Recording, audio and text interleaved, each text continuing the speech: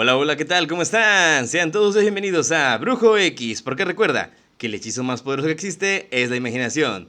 Yo soy Tabo X y te doy la bienvenida a el capítulo número 52 ya de esta, la sexta temporada de nuestro podcast de literatura, que espero que como siempre te encuentres lo mejor que se pueda. Te doy las gracias por acompañarme una vez más en este tu sábado a sábado que traemos para ti las mejores historias, siempre pensando y preparándolas para que puedas disfrutarlas en compañía o tú solo y puedas, de paso, quizás darte ahí, sumergirte en las emociones que nos evocan la literatura y aprender cosas, ¿por qué no?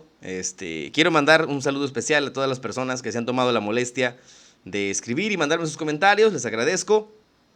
Les recuerdo igualmente que si tienen alguna historia en particular que les gustaría atender, con gusto podemos ver y buscar algo relacionado con el tema. Entonces, gracias y gracias a todas las personas que de verdad cada semana se toman el espacio para cederme un poco de su tiempo y escuchar lo que tenemos aquí preparado para todos y cada uno de ustedes, ¿sí? Bueno, pues gracias a todos. Me da muchísimo gusto una vez más verlos y que estemos aquí reunidos este sábado. Hoy estamos en esta fecha de grabación del video. Estamos a sábado 13 de septiembre del 2025. Es una fecha conmemorativa en México, ya que se conmemora la defensa del castillo de Chapultepec en un evento que cataloga la historia mexicana como el Día de los Niños Héroes, ¿no?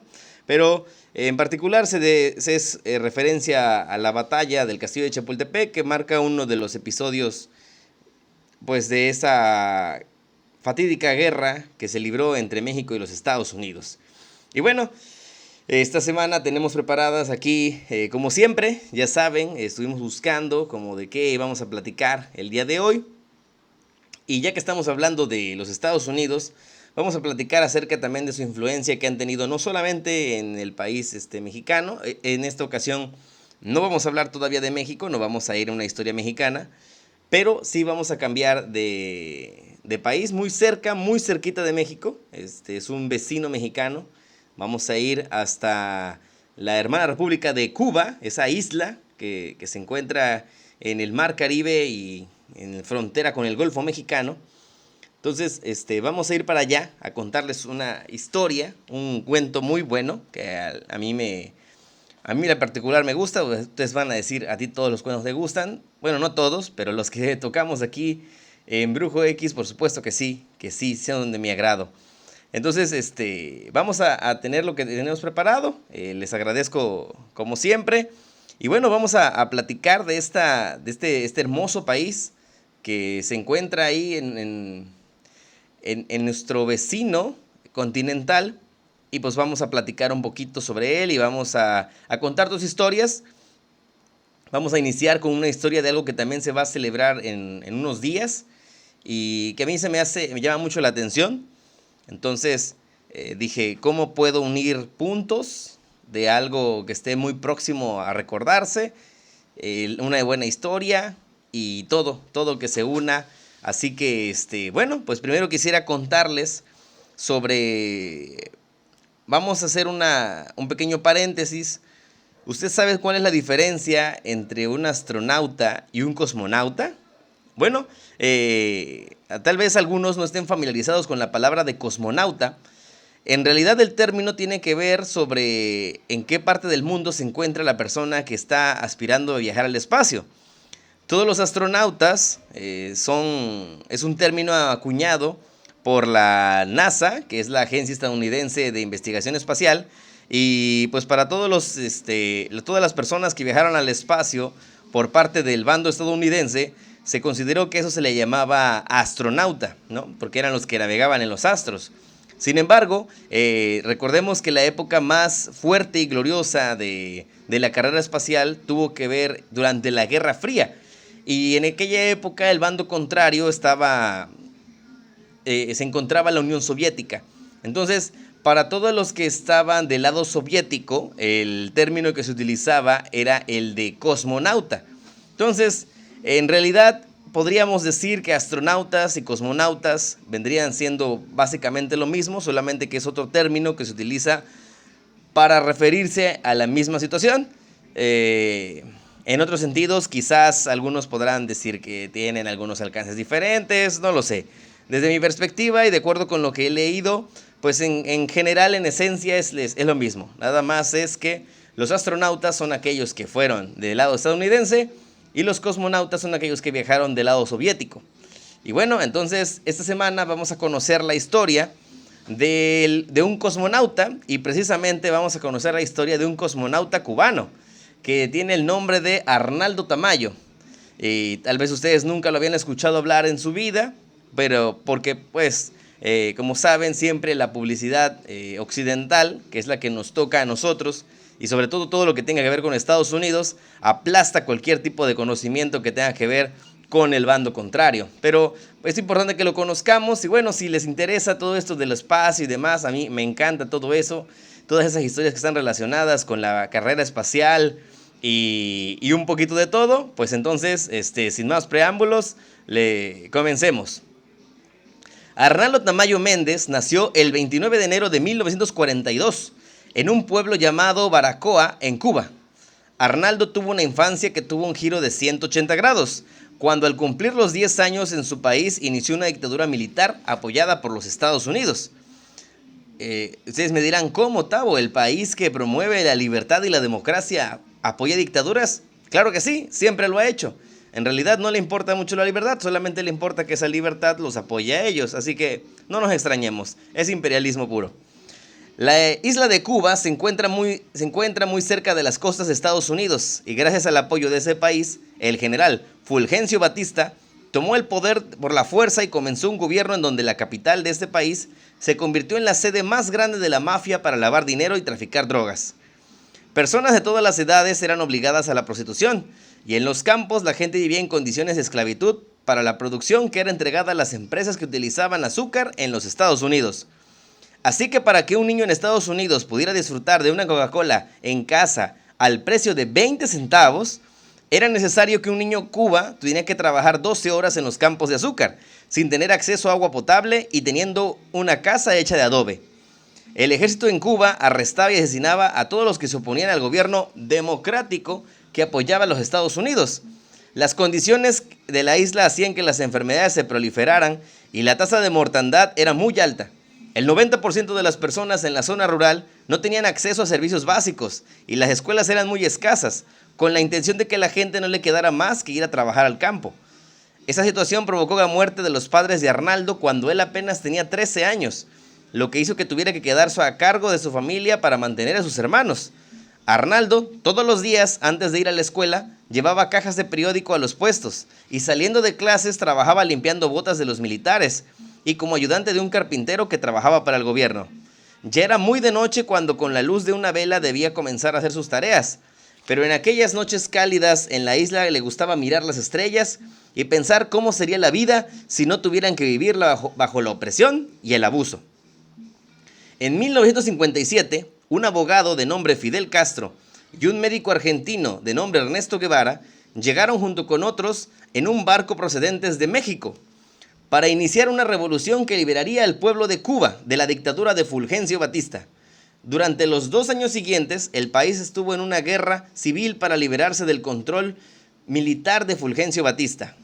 El 1 de enero de 1959, Fulgencio Batista se dio cuenta que los rebeldes llegarían en cuestión de días a la capital y decidió huir del país llevándose todo el dinero y oro que pudo cargar en aviones militares rumbo a otra isla que estaba controlada por su amigo, el dictador de la República Dominicana, Manuel Trujillo. Arnaldo Tamayo, junto con miles de personas, salieron a las calles para celebrar el triunfo de la revolución y el fin de la dictadura militar. Arnaldo se unió al nuevo ejército del gobierno revolucionario y estudió en el Instituto Técnico de La Habana y comenzó a prepararse para ser piloto de guerra. El 24 de julio de 1961, el primer hombre en el espacio, el cosmonauta ruso Yuri Gagarin, llegó a Cuba y dio un discurso en donde dijo: llegará el día en que un hijo del pueblo de Cuba llegue al espacio. Arnaldo, desde entonces, llevaría esas palabras grabadas en su mente y su meta puesta en el espacio. Arnaldo Siguió estudiando y preparándose y gracias a la alianza y cooperación con la Unión Soviética y Cuba, sabía que había una posibilidad de prepararse para poder llegar más allá y aprender más en su país. Y su momento llegó en 1978. En marzo del 78, el gobierno de la Unión Soviética lanzó una convocatoria para pilotos de los países aliados, para que pudieran convertirse en cosmonautas, en la misión que saldría en 1980. Los requisitos eran hablar ruso, ser un piloto profesional con experiencia y no tener ni un solo accidente aéreo en su registro. Solo 2 cubanos cumplían con todos los requisitos, y uno de ellos era Arnaldo Tamayo, quien llegó a la base de capacitación cerca de Moscú para comenzar el proceso de selección, en donde se encontró con otros 600 pilotos excelentes de todo el mundo, que como él llevaban el sueño de poder alcanzar el espacio. Fueron 2 años de pruebas muy duras. De los 600, solo 2 serían seleccionados, y de los 2, solo 1 viajaría al espacio. Así que Arnaldo sabía que tenía que ser el mejor de su generación, pero todo lo que había vivido antes lo había preparado mentalmente para este momento. Finalmente, el 18 de septiembre de 1980, a las 19:11 horas, la nave espacial Soyuz 38 despegó rumbo al espacio llevando a los cosmonautas Yuri Romanenko y Arnaldo Tamayo, convirtiéndose así en el primer latinoamericano en llegar al espacio. Y el 19 de septiembre de 1980 se acopló la nave a la estación espacial soviética Salyut 6. Arnaldo llevó a cabo 21 experimentos encargados por la Academia de Ciencias de su país. El 26 de septiembre de 1980 regresaron a la Tierra los cosmonautas y en la isla de Cuba, Arnaldo se convirtió en una celebridad, por lo que decidió entrar a la política y se convirtió en diputado. Hoy en día, Arnaldo está encargado de la Secretaría de Relaciones Exteriores y tiene 83 años. Le gusta salir y correr en las mañanas y dice que si fuera posible, a él le gustaría poder ver nuevamente la Tierra desde el espacio. Bueno, esta es la historia del cubano, el cosmonauta cubano Arnaldo Tamayo.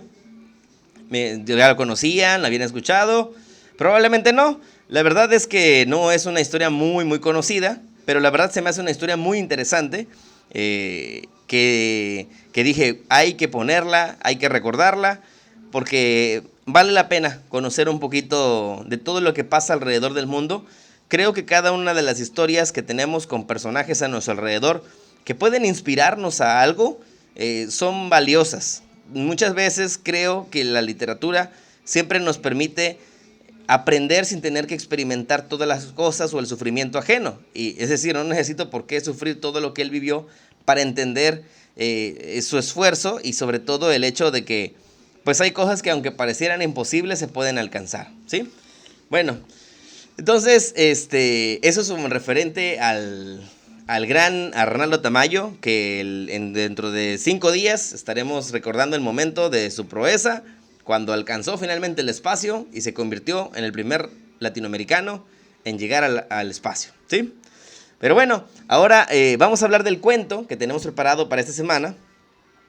Es un cuento que a mí me agrada, me gusta, y este cuento se llama, está escrito por, primero voy a decir el autor. La autora de este cuento es Aida Elizabeth Montanaro Torres. Lo escribió en 1963, del cual de este cuento obviamente hizo una adaptación. El cuento se llama El ángel que vi en la tierra.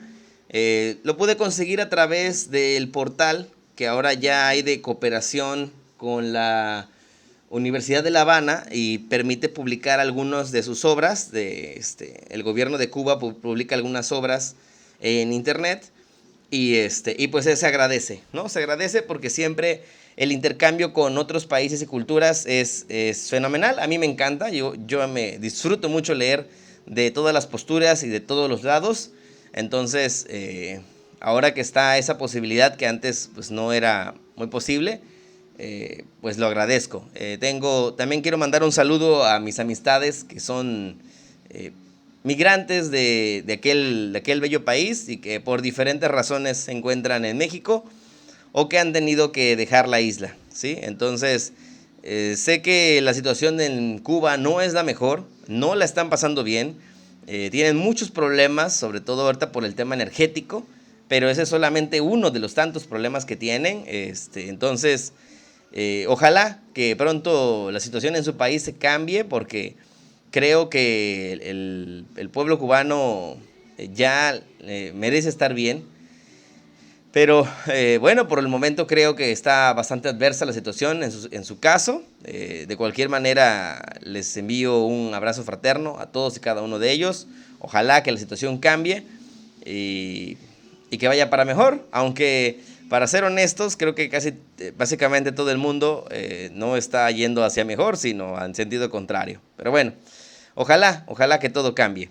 Y bueno, ahora vamos a platicar de este cuento. Que la verdad a mí me gustó, les digo. El cuento es de la autora Aida Elizabeth. Y bueno, pues ya creo que hablo muy rápido hoy. Perdón si he estado hablando muy rápido. Es que también ha habido aquí como que factores que me distraen un poco, como el hecho de ruidos. No sé si se perciben escuchar. Pero bueno, una disculpa. Y vamos a ver la historia que tenemos preparada para el día de hoy, que se titula El ángel que vi en la tierra, ¿sí? De la autora Aida Elizabeth Montanaro Torres. Y bueno, sin más preámbulos, comencemos. En uno de los barrios más pobres de La Habana, vive un hombre llamado Elpidio Fonseca, pero a sus 27 años, solo el juez del registro civil sabe que tiene ese nombre, porque todas las personas lo conocen por su apodo, el Pomi. El Pomi vive en una casa hecha de madera y lámina de apenas 16 metros cuadrados y piso de tierra. Dentro de la casa tiene una tina en donde la usa tanto para bañarse como para lavar sus trastes y su ropa. Hace apenas un año sus padres murieron y esa casa, casi cayéndose a pedazos, fue toda la herencia que recibió, junto con una tortuga llamada Jico y un perro al que llama Canelo. Todos los días el Pomi sale de su casa muy temprano y comienza a pedalear su bicicleta vieja y desartalada que rechina como cadena con cada pedaleada. Todos en el barrio lo conocen y lo saludan. También el sacerdote lo saluda cuando pasa frente a la iglesia y va en su bicicleta junto con Canelo, todos los días rumbo al hospital en donde trabaja como conserje.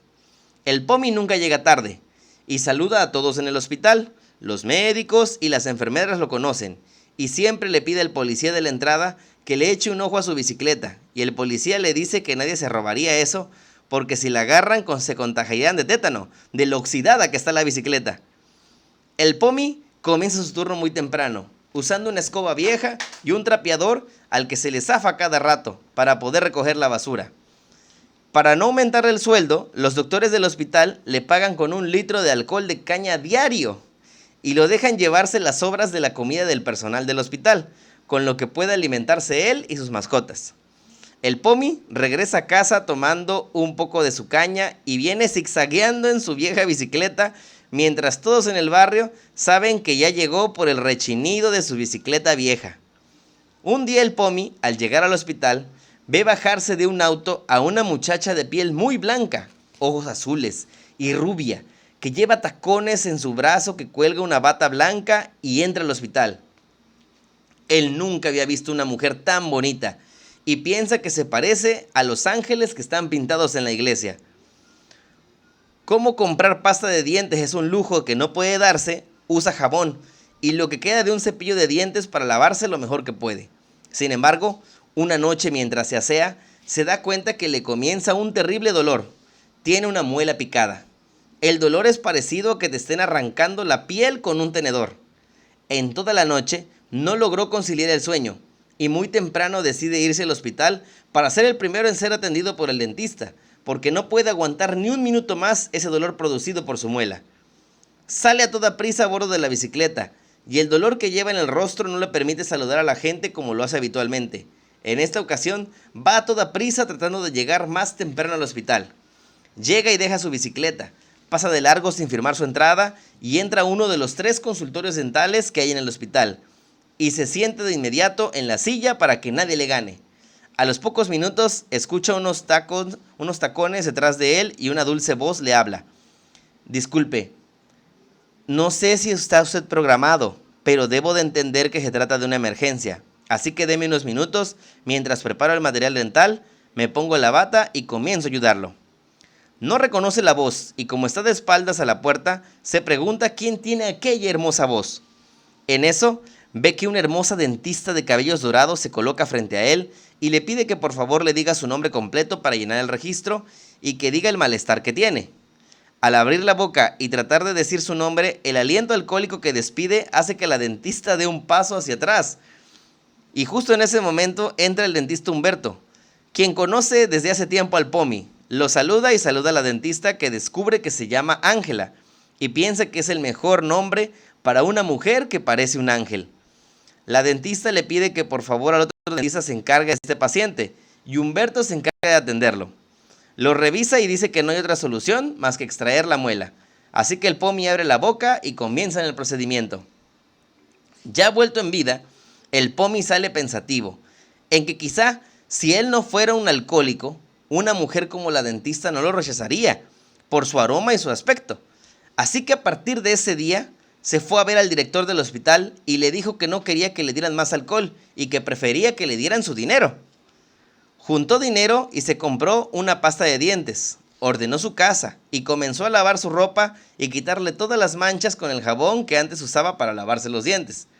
Después de una semana sin tomar una gota de alcohol, sus vecinos se comenzaron a preocupar por él y hasta fueron a ver al cura para decirle que posiblemente el Pomi estaba enfermo y nadie sabía por qué él nunca dejaba de tomar. En el hospital, todos los días le ofrecían alcohol, pero todos los días él lo rechazaba. Ahora tenía una meta, y para un hombre que no tenía nada, ganar una conversación con una mujer tan linda y educada era toda una hazaña. Después de 2 semanas sin probar el alcohol, el dentista Humberto le dijo que llegara muy temprano el lunes y que le presentaría a la dentista Ángela. El Pomi nunca había sido tan feliz. Y esa noche durmió soñando cómo sería el momento en que finalmente cruzaría palabras con la mujer que ahora vería que él es un hombre nuevo. Como todos los días, se despidió de su tortuga y junto con Canelo iba saludando a todos, quienes ya empezaban a acostumbrarse a verlo sobrio. Justo enfrente del hospital, saludaba como siempre el policía cuando de repente apareció un auto blanco a toda velocidad y un conductor ebrio no pudo evitar el choque y atropelló al Pomi. El golpe lo lanzó por los aires. El Pomi voló varios metros y la cabeza golpeó finalmente el filo de la banqueta. El policía corrió de inmediato y arrestó al conductor ebrio y sus acompañantes, y todos en el hospital acudieron a ayudarlo. Pero a pesar de los esfuerzos, el doctor tuvo que ver el reloj y declarar la hora de la muerte del Pomi, quien murió con la sonrisa de que ese día iba a conocer un ángel en la tierra. Fin. Bueno, esta es la historia, este es el cuento de el ángel que vive en la tierra. Quizás no, tiene un final muy trágico, ¿no? Pero es un gran final, es una gran historia. Podemos analizar varias cosas de aquí, de este cuento. Sobre todo, lo que yo rescato es el tema de los propósitos. Creo que aquí vamos a rescatar la idea de que el Pomi era, a pesar de que era un hombre de 27 años, joven, ¿no? A los 27 años ya no tenía propósitos en la vida. ¿Cuántos de nosotros nos podemos sentir que ya no lo tenemos? Sin importar la edad que tengan, ¿eh? A lo mejor usted puede tener 27, usted puede tener 60, usted puede tener 50, puede tener 80. Pero indistintamente del tiempo que usted crea que le falta para morir, porque pues en este caso el Pomi él podría decir, es que me falta mucho para vivir, ¿no? La verdad es que ninguno de nosotros lo sabe. No sabemos si nos queda un día o nos quedan 20 años, no lo sabemos. Pero la calidad de que van a pasar de esos años va a depender mucho del propósito que nosotros le estemos encontrando en nuestra existencia. Y el Pomi vivía una existencia vacía después de la pérdida de sus padres. O sea, el Pomi perdió a sus padres, se queda solo, se siente solo y no logra llenar con nada, no tiene ningún propósito. pues, trabaja porque es responsable, porque tiene que comer, como todos, ¿no? ¿A cuántos no le puede pasar que tu vida puede ser así? Te levantas, haces lo que tienes que hacer, trabajas, regresas a tu realidad y te pones a pensar en el de, ¿eso es todo? ¿Ah? Te deja de importar muchas cosas, ¿no? Muchas cosas te dejan de importar. Ya no es importante el cómo te ves, el cómo te ven, eso ya deja de ser importante para ti. Entonces te empiezas a sentir no solamente solo, sino triste. Y un sentimiento te va llevando al otro, hasta que llegue el punto en el que ya te dejes de importar. Y cuando te dejas de importar, llega el punto en que puedes llegar inclusive a odiarte a ti mismo. Es muy delicado, ¿no? Pero a veces puede ocurrir que hay personas que pueden llegar a inspirarnos y cambiarnos esa realidad. Entonces es impresionante cuando algo así pasa. Y en el caso del Pomi, entendemos que es un hombre que va por ahí, aunque muchos digan, ay, va un borracho, ¿no? Él está buscando algún sentido y ha ido a la iglesia, por eso todos los días está ahí y quiere algo, encontrar algo que muchas veces no podemos decir. Entonces, ve a esta mujer que se le hace la mujer más bella que jamás ha visto y que se parece a los ángeles que ve en la iglesia y a los que tal vez muchas veces les ha pedido que por favor le den un sentido o que ya acaben con su existencia, una de las dos. Entonces finalmente las cosas se alinean y él tiene la oportunidad de conocerla, pero pues se da cuenta que ella no tiene ningún interés en un hombre como él, en un hombre que es descuidado, que se ha abandonado por completo, que solamente toma, que pues todo lo que le pasa es producto de ese descuido, ¿no? Y entonces dice, no, yo voy a cambiar. Creo que puedo ser la persona que ella piensa que puedo ser, o que tal vez le gustaría que fuera. Voy a hacerlo. Y finalmente empieza a poner en orden su vida, empieza a avanzar, y de repente, ¿qué pasa con el Pomi? O sea, el Pomi ya todo se va dando, finalmente le dicen que él va a poder hablar con la dentista. Y pues nada, que desgraciadamente la vida tenía otro plan y atropellan al Pomi y se acabó el Pomi. El Pomi dejó de existir. Pero por primera vez en mucho tiempo, el Pomi no murió triste. O sea, él no muere triste pensando en, chin, justo cuando ya lo iba a lograr, me morí. No, el Pomi es de, me pude haber muerto cualquier otro día antes y ni a él le hubiera importado. Porque para todos nada más era el borracho que pasaba con su perro y que vivía con una tortuga también. Pero pudo probar cómo era ser diferente. Quizás eso no fue tan a largo plazo,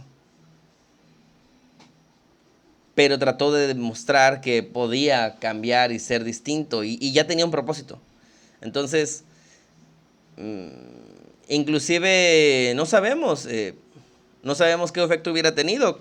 Tal vez hablar con ella y que ella lo rechazara, no sabemos qué efecto hubiera tenido en él. Creo que al final de todo, la inspiración cumple un propósito, que es la de impulsarnos. Dice el escritor Eduardo Galeano que la utopía está ahí adelante. Doy un paso hacia ella y se aleja dos. Doy 2 pasos hacia ella y se aleja más. Entonces, ¿para qué sirven las utopías? Para eso mismo, para seguir caminando. Entonces, creo que lo mismo aquí pasó en la historia del Pomi y eso es lo que yo rescato. Eso es lo que yo rescato. Creo que, no sé ustedes, pero Todos en algún punto podemos estar, o hemos estado, o estamos, quizás siendo un POMI en nuestras existencias.